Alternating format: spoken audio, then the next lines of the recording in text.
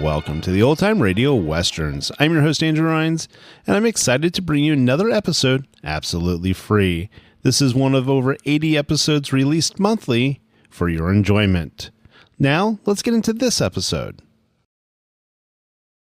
Now, as gunshots echo across the wind-swept, snow-covered reaches of the wild Northwest, Quaker Puffed Wheat and Quaker Puffed Rice, the breakfast cereal shot from guns, present Sergeant Preston of the Yukon. It's Yukon King, swiftest and strongest lead dog of the Northwest, blazing the trail for Sergeant Preston of the Northwest Mounted Police in his relentless pursuit of lawbreakers. On King! On, you husky! Gold discovered in the Yukon. A stampede to the Klondike in the wild race for riches. Back to the days of the gold rush. With Quaker Puffed Wheat and Quaker Puffed Rice, bringing you the adventures of Sergeant Preston and his wonder dog, Yukon King, as they meet the challenge of the Yukon.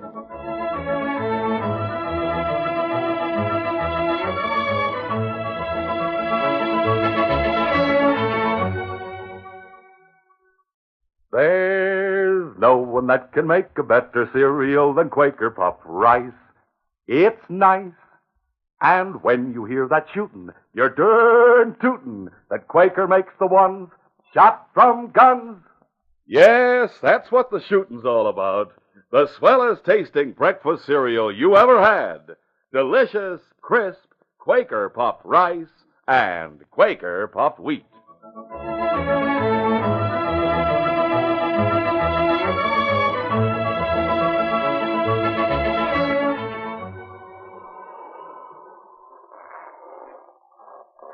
Before opening the door of her cabin, Rose Brady looked through the window into the living room. By the light of the lamp on the table, she could see her brother Ross dressed for the trail, stuffing supplies into a knapsack. She took a revolver from the pocket of her parka, checked it, and then opened the door of the cabin. Rose, what's the matter? Why aren't you at the music hall? It's time for your act. I'm taking the night off. What's the idea of the gun? You may as well unpack that knapsack. You're not going any place. Why, I must. I'm leaving town for a few days. It's business. You heard me, Ross. Take off your parka. Sit down and make yourself comfortable. Because you're not going any place. I tell you, I have to I'm go. telling you. You know how well I can shoot. If you start for the door, I'll put a bullet through your leg. What? You'd shoot your own brother? If I'm forced to. Not seriously, but you'll not be able to walk for several days. Have you gone loco? No, it's you who's crazy, Ross. Well, that's a fine thing to say. It's true. Half an hour ago, I was sitting in one of the curtained booths at the music hall. I was having something to eat, and I heard two men talking in the booth behind me. Bart Conway and Pete Sherman. Well? They mentioned your name. What of it? I don't know what they're up to, and I don't want to. But you're not going to be mixed up in it. Bart and Pete have no chance of succeeding in whatever they're up to. Sooner or later, they'll go to jail. But you're not. Now, take off your parka and sit down. I meant what I said about using this gun. Ross had no doubt that Rose meant what she said. And after a moment, he ripped off his parka, threw it to the floor, and sat down in a chair. He didn't leave the cabin that night.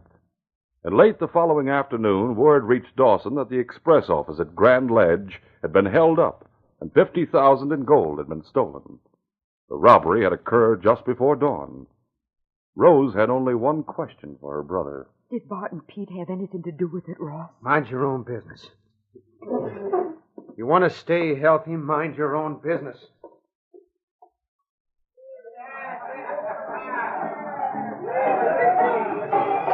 The act that Rose presented at the music hall was sensational. She was an accomplished dancer, and she was probably the best markswoman in the world. She danced, and as she danced, she fired 6 guns and rifles, hitting the bullseye of a series of targets set up for her on the stage.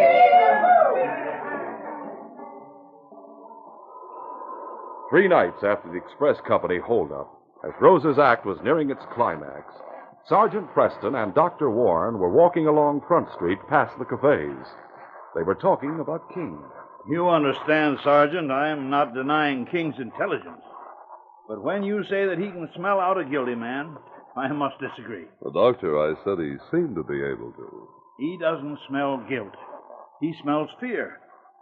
When a man is afraid, certain glands produce an excess of adrenaline. That's what a dog smells. He doesn't like it. And that's why he growls when he meets someone who's afraid of him. My whole point, Doctor, is this. King's instinct is controlled by his intelligence. King doesn't growl when he meets someone who's afraid of him. He growls when he meets someone who's afraid of me. That's very interesting, if you could prove it. As the doctor and the sergeant neared the music hall, a storm of applause broke out inside the cafe. Rose must have just finished her act. The doors of the cafe opened. A man came out, brushed past the sergeant and the doctor, and hurried down the street, disappearing almost at once in the darkness and the thickly falling snow. King growled. Just a moment, Doctor. What's the matter? King growled at that man. It was Bart Conway. I don't blame him. But King's often seen Bart on the street, and he doesn't usually growl at him. You see his face? Not very well. I did. He was afraid of something. And King growled because he smelled fear. My question is, why was Bart afraid? A guilty conscience, seeing you. Could he have had something to do with the express robbery in Grand Ledge? We found no clues at all. Perhaps I should follow Bart just on the chance that... Listen. Something's wrong inside here. Better come with me, Doc. Right. Everyone inside the cafe was crowded around the door of one of the private rooms at the rear of the building. The sergeant and the doctor forced their way through. Stand aside, please. Let us through. No one gets in this room till the police get here. Bill Wright, the owner of the cafe, was barring the entrance to the room. Oh, Sergeant Preston. Doc Warren. Good. Come on in here. It's Ross Brady. Bill pointed to a table littered with cards. Ross Brady was sitting behind it. His head was resting on the table, his neck twisted. The cards in front of him were stained with red. Dr. Warren made his examination. Yeah, the bullet entered the chest just above the heart. He could only have lived for a few minutes after the shot was fired. Anyone hear the shot, Bill? No, or if they did, it wasn't noticed. There was so much shooting on the stage. Who discovered the body? Rose did. Where's she? I don't know. She was here. Perhaps she's gone to her dressing room. Ross was playing cards. With whom? Well, let me think. It was Bart Conway. Bart Conway? And Pete Sherman. Harry Forrest. Mike Weatherby. We know that Bart's already left the cafe. How about the others? I don't know. Well, let's see. The doors of the music hall were locked. The sergeant soon learned that none of the men who'd been playing cards with Ross were still there. Rose had also disappeared. Constable Downey arrived from headquarters, and the sergeant left him to question the customers. The sergeant, the doctor, and King left the cafe and fought their way through the snow toward the shack where Bart Conway and Pete Sherman lived. No need for you to come with me, Doc. I know, but I'd like to see how this turns out. There's his cabin. There's a light in it. That surprises me a little. You'd better keep back. I shall.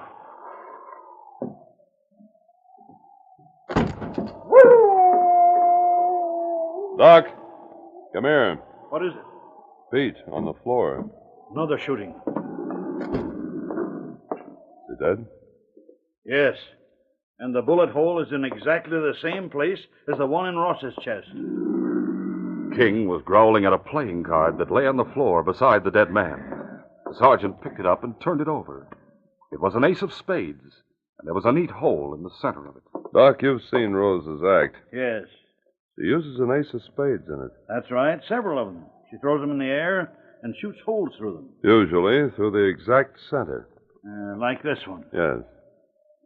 You said that Ross must have died almost at once? That's right. Could he have lived for a few minutes after the shot was fired? Well, it's possible. It's possible, then, and he might have been still alive when Rose found him?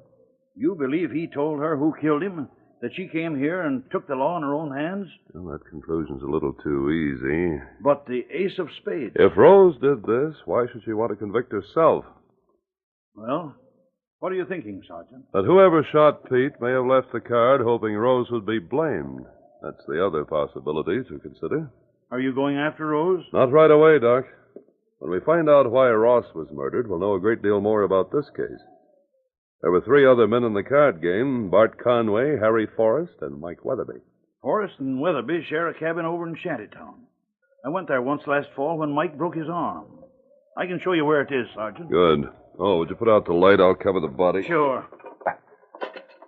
All right, let's go. Come on, King.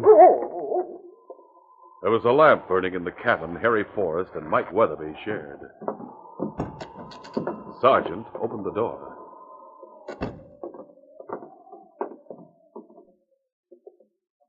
Both of them wearing knapsacks, both of them dressed for the trail.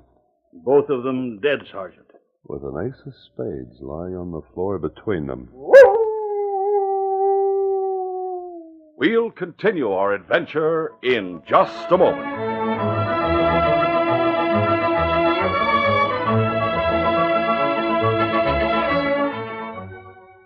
Say, fellas and girls, you don't need a second invitation to breakfast when you have a big bowl full of delicious, crisp, Quaker puffed rice or Quaker puffed wheat waiting for you.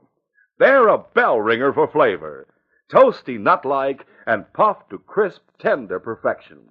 What's more, the ones shot from guns give you added food values of restored natural grain amounts of vitamin B1, niacin, and iron. For a bell ringer breakfast every morning, treat yourself to Quaker puffed rice or Quaker puffed wheat. And listen, that's the warning whistle. Today is your very last chance to hear about a sensational offer. Have paper and pencil ready for sure. Don't miss it. You'll hear it at the end of the program.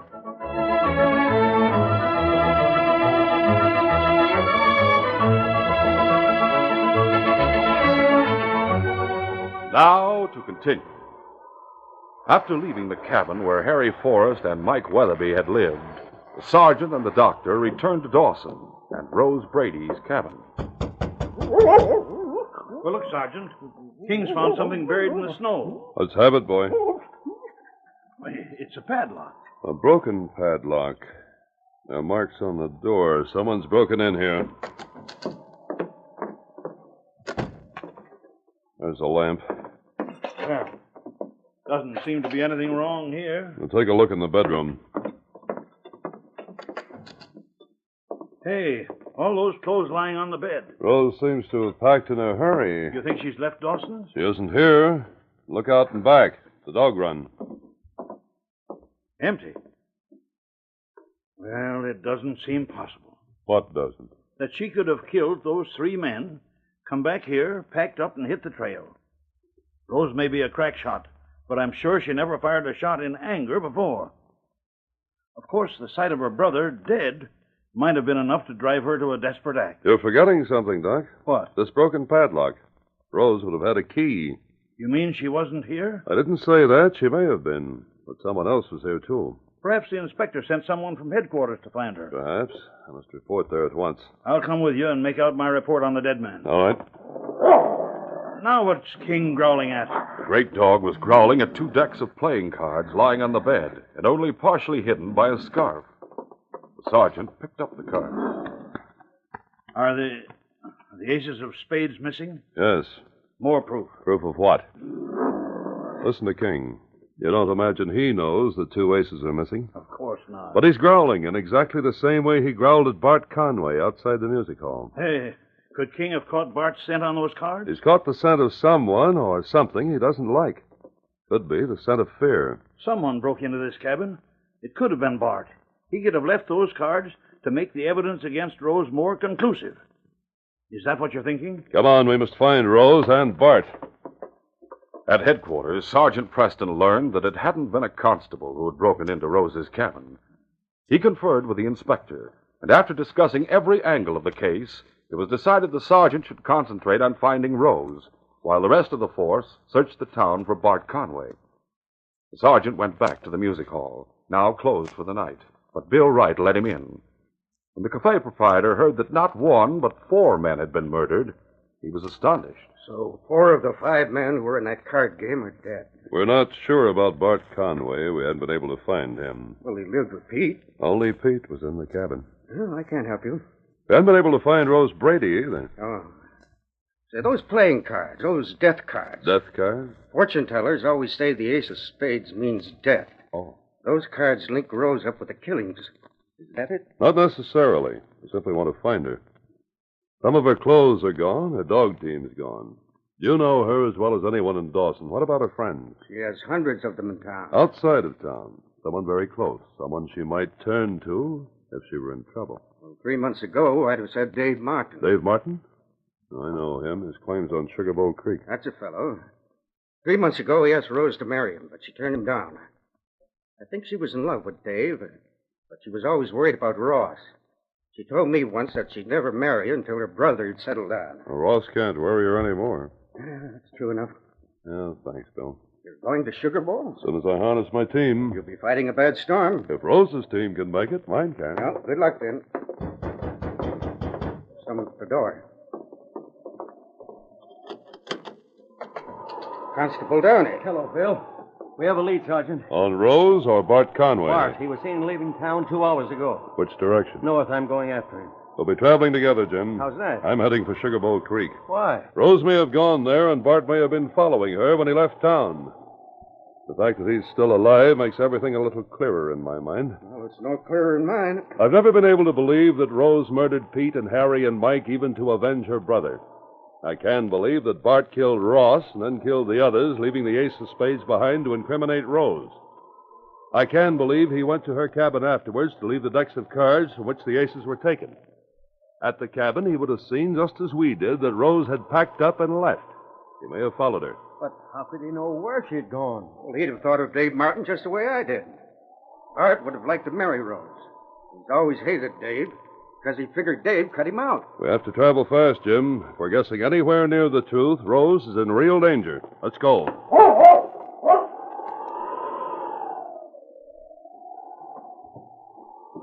It was 8 o'clock in the morning when Rose arrived at Dave Martin's cabin on Sugar Bowl Creek. Whoa! Whoa! Whoa! But it was still dark. Rose was exhausted. She took a few steps toward the door of the cabin, and then her strength gave out. She sank to the ground. However, Dave had heard the team stopping out in front. Rose! Dave! Help me, Dave. I sure will. Dave carried the girl into the cabin and placed her on a cot. He refused to let her talk until she had drunk a cup of tea. And then, Feeling better? I wish I were dead. Rose, Dave, I'm a coward. I ran away. you ran away from what? Ross has been murdered. Murdered? It happened last night at the music hall. He was playing cards with Bart Conway and his gang in one of the private rooms. I went there after I'd finished my number. I was going to make him come home with me. I found him. His head was lying on the table. He'd been shot through the chest, but he wasn't dead yet. When I screamed, he looked at me. He said, "They think you know about the gold. Get out of Dawson. They'll kill you, too." And then he died. I was a coward. I ran. I ran straight home and packed some things in a valise. Then I harnessed the dog team. You were the only one I could think of, Dave. The only one I could turn to. I'm glad you came here. But I can't stay. I must get back to Dawson. When the storm's over, I'll take you there. Now, you must get some rest. How can I rest? I should have gone straight to the police. I know who killed Ross, and I know why they did it. Rose, you must get your strength back before you can go anywhere. Dave, have you heard about the express robbery at Grand Ledge? No. Well, it happened about 3 days ago. Ross would have taken part in that robbery if I hadn't stopped him. You've been through a great strain. And you think I'm raving? Well, I'm not. It all seems like a bad dream, but it's the truth. You must listen to me. Of course, Rose. It was Bart Conway and his gang who stole the gold in Grand Ledge. Ross was in on their plans. He must have known where they planned to hide the gold after the robbery. He killed him because he knew too much. Because he hadn't gone to Grand Ledge with them, and they were afraid he'd go to the police. From what he said just before he died, they must have been convinced he'd told me where the gold was hidden. And that made me dangerous, too. That's why I was afraid. That's why I ran. No one can blame you for that. I blame myself. I'll drive you back to Dawson as soon as the storm is over. Yes, that's what I want. To tell the police everything Oh! Bart Conway. Up with your head. On your feet, Rose. She's too weak to stand. Get up, Rose. All right. Keep your hands high. Suppose you have a gun in your pocket. Yeah, well, you won't be needing this. It was you who killed Ross, and now you're going to kill me. You guessed it. You'll hang, Conway. Not me. But I must admit that your coming up here has changed my plans a little, Rose. You were supposed to be found in your cabin with your own gun in your hand and a suicide note on the table. Suicide note? Who would believe that Rose would take her own life? Most of Dawson. I have the note already written. Shall I read it to you? Yes. Well, I'll be glad to oblige. And, by the way, I'm clever with a pen. This even looks like your writing, Rose. May I see it? No. You better face the wall, both of you. Come on, turn around. Now listen to this. To the police. I knew my brother had been playing cards with Pete Sherman, Harry Forrest, and Mike Weatherby. I knew one of them must have shot him, and that all of them were responsible for his death. I took one of my pistols and went after them. You'll find them dead in their cabins. They deserve to die, but I realize it's murder, and I must hang. I'd rather take this way out. That's all. Is it true? Are Pete and Harry and Mike dead? Yeah, it's true. And you shot them. Yeah, but Rose will be blamed for it. There's no one left but me. I'll not have to split that Golden Crater Canyon with anyone. So that's where it's hidden? So, as if you didn't know. I didn't. Until now. Well, knowing that'll be of no help to you. You mean to stage a double suicide? Use your brains, Dave. That couldn't be made to seem logical. Well, what are you going to do with us? I'm considering fire. What? Yeah. The cabin's made of seasoned wood. Should burn well. And fire will destroy any evidence that you've been shot. And it's about time. No, don't shoot! No! Dave! I'm all right. Someone shot Bart through the window. Sergeant Preston! Yes, Rose, we seem to have arrived just in time. Another second and you'd have been too late. You can thank King. Considering the storm, he must have made a record trip from Dawson. How's Bart, Jim? He'll be all right. Your bullet caught him in the shoulder. Sergeant, he was going to shoot us, and he confessed everything. Rose, I've got her. It's only a feint. the cot. There. My head. Just take it easy, Rose. What was it that Bart confessed, Dave? Nothing. I confess to nothing. Lie still while I bandage this. Go on, Dave. It was he who killed all 4 men. He thought he'd arranged it so Rose would be blamed for 3 of the murders. Tell me, why did he kill Ross? Because Ross knew that Bart and his gang had robbed the express office in Grand Ledge. And his Confederates? Why'd he kill them? Well, they were witnesses to his first murder. And with them out of the way, he wouldn't have to share the gold with anyone. I see. I suppose that was it. Though it's hard to follow the workings of a twisted mind. Crater Canyon. What, Rose? Crater Canyon, Sergeant. That's where the gold is hidden. We'll find it. Bart, you're under arrest in the name of the Crown. Lies. All lies. I never admitted killing anyone. I never said anything about Crater Canyon. And if you find any gold there, I had nothing to do with stealing it. You can't prove anything against me. A jury will decide that, Bart. And it's my guess this country will be rid of a menace when your case is closed.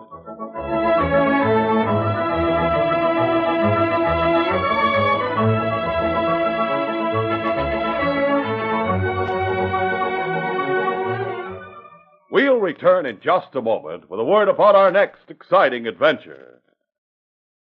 You know, it's a rare privilege to see the great totem poles in the Northwest because they're found nowhere else in the world. And I understand, Sergeant, that the carvings of fish, animals, and birds were all done by hand on logs as high as 60 feet. In fact, the only carving tools the ancestors of the Northwest Indians had were such primitive ones as whalebone, beaver teeth, and sharp stones. Well, to actually see these totem poles is like having the history of those Indians come to life right before your eyes. And that's what makes this news so terrific. Right now, and for the very last time, friends of Sergeant Preston can get in on the most exciting offer of your life. You can get a whole collection of 5 different scale model totem poles. Offered to you friends of Sergeant Preston for the last time on this program by Quaker Puffed Wheat and Quaker Puffed Rice. Here are the 5 different totem poles you get. 1. The famous Thunderbird, god of weather. 2. The fight with the land otters. 3. The weird burial pole with the amazing coffin-like box at the top. 4. The killer whale that tells the fascinating story of a whale-hunting tribe. 5. The Sun and Raven. That's famous because the raven is the greatest hero and mythical god of the Northwest. Yes, from the huge totem poles that you would see today up in the great Northwest, accurate scale models have been made 4 inches high. Miniatures made of pressed wood and hand-painted in beautiful bright colors. Say, don't miss the fun of making your own little Indian teepee village for each totem pole. Or taking them to school when you study Indian life. Now, they're easy as pie to get, but you must hurry. Get your pencil and paper ready because this is absolutely the last time on this program you can get the details. First, get one of the special new packages of Quaker Puffed Rice or Quaker Puffed Wheat now at grocers. These packages tell all about these exciting totem poles. And they have a special order blank with a list of the 5 different poles right on it. You just check the totem poles you want. And for every one you check, send 25 cents. Now, if you want the whole collection, you send only $1. But whether you want one or all of them, you only have to send 1 box top from Quaker Puffed Wheat or Quaker Puffed Rice. Send to Totem Poles, Box L, Chicago 77, Illinois. And with the totem poles order, you'll get something extra. A little booklet that tells the fascinating history and story of each totem pole. Now, if these aren't the most wonderful scale model totem poles you ever saw, you'll get your money back, every cent of it. But here's a warning. In a few seconds, this radio offer will be over. Get every word and act at once tonight. Get the special new packages of delicious Quaker Puffed Wheat or rice. Then use the box top to order any totem pole you want. Don't lose a minute. Rush your order tonight to Totem Poles, Box L, Chicago 77, Illinois.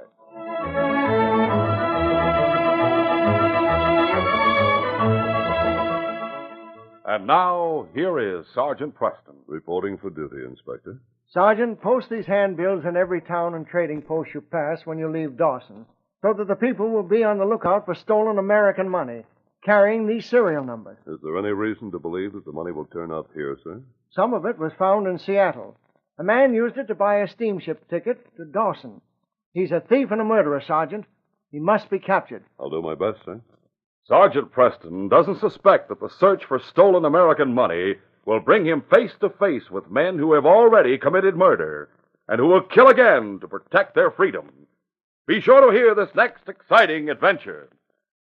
These radio dramas, a feature of Sergeant Preston of the Yukon Incorporated, are created by George W. Trendle, produced by Trendle Campbell Muir Incorporated, directed by Fred Flowerday, and supervised by Charles D. Livingston. The part of Sergeant Preston is played by Paul Sutton. Sergeant Preston of the Yukon is brought to you every Tuesday and Thursday at this same time.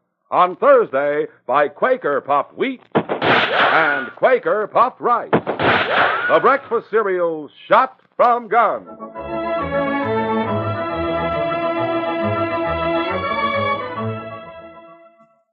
Only Quaker Pack-O-10 has wheat and rice shot from guns. That's Quaker Pack-O-10, a regular cereal pantry. 6 different delicious ready-to-serve cereals. 10 crisp, fresh individual servings. At breakfast, you can take your pick of the pack. Have your own separate individual package. Enjoy a different cereal, extra fresh every morning. Just remember, only Quaker Pack-O-10 has all your family's cereal favorites. Try Quaker Pack-O-10. You'll be glad you did.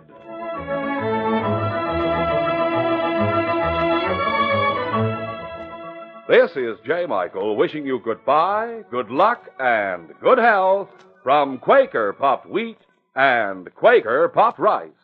So long. Listen tomorrow at this same time to The Green Hornet, brought to you by the drink that makes you feel fresh again, Delicious Orange Crush. This is the Mutual Broadcasting System.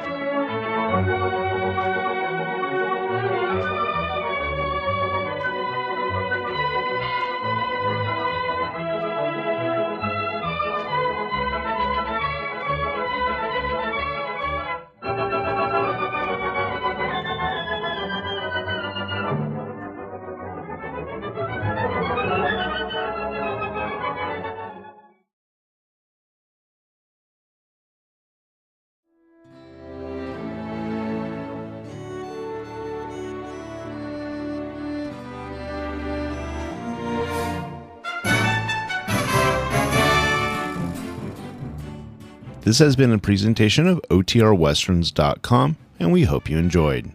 Please take some time to like and rate this episode within your favorite podcast application.